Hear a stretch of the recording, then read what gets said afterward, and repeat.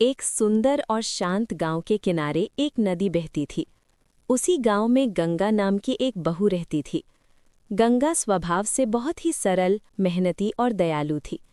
शादी के बाद वो अपने सास ससुर और पति के साथ छोटे से घर में रहने लगी। गंगा रोज सुबह सूरज निकलने से पहले उठ जाती। सबसे पहले घर की सफाई करती, चूल्हा जलाती, सबके लिए खाना बनाती, जानवरों को चारा देती और फिर मटके लेकर नदी से पानी भरने जाती। उसके चेहरे पर कभी थकान या शिकायत नहीं दिखती थी। गांव की नदी बहुत सुंदर थी। वहाँ पेड़ पौधे, फूल, पक्षियों की आवाज़ और शांत वातावरण मन को सुकून देता था। नदी के घाट पर अक्सर गांव की औरतें कपड़े धोने और पानी भरने आती थीं। गंगा भी रोज़ वही आती, चुपचाप अपना काम करती और वापस घर लौट जाती। लेकिन कुछ औरतें उसकी मेहनत को देखकर जलने लगी। एक दिन जब गंगा सिर पर मटका और हाथ में दूसरा मटका लेकर जा रही थी, तो दो औरतें आपस में बात करने लगी। एक ने कहा, इतनी सीधी बनती है लेकिन घर में आराम करती होगी। दूसरी बोली, हाँ, दिखावा करती है, वरना कोई इतना काम कैसे कर सकता है। गंगा ने उनकी बातें सुन ली, लेकिन उसने कुछ नहीं कहा। वो मुस्कुराई और अपने काम में लग गई। उसे पता था कि समय ही सच्चाई साबित करेगा। कुछ दिनों बाद गांव में तेज बारिश हुई। कई घरों में पानी भर गया और लोगों को परेशानी होने लगी।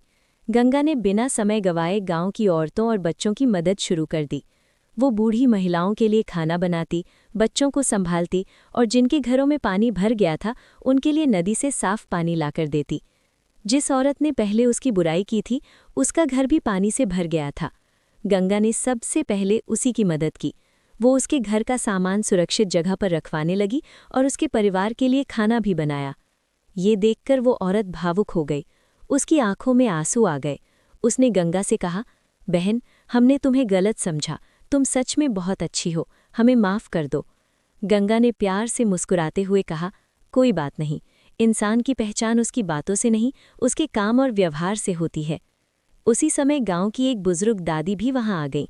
उन्होंने सबको बताया कि गंगा रोज सुबह से रात तक बिना रुके काम करती है और कभी किसी से शिकायत नहीं करती। उस दिन के बाद पूरे गांव में गंगा की तारीफ होने लगी। लोग उसे सम्मान देने लगे और हर कोई उससे सीख लेने लगा। अब जो औरतें पहले उसकी बुराई करती थीं, वही उसकी मदद करने लगी। गंगा पहले की तरह ही सादगी से अपना जीवन जीती रही। उसे नाम या प्रशंसा की परवाह नहीं थी। उसके लिए सबसे बड़ी खुशी थी अपने परिवार और गांव की सेवा करना।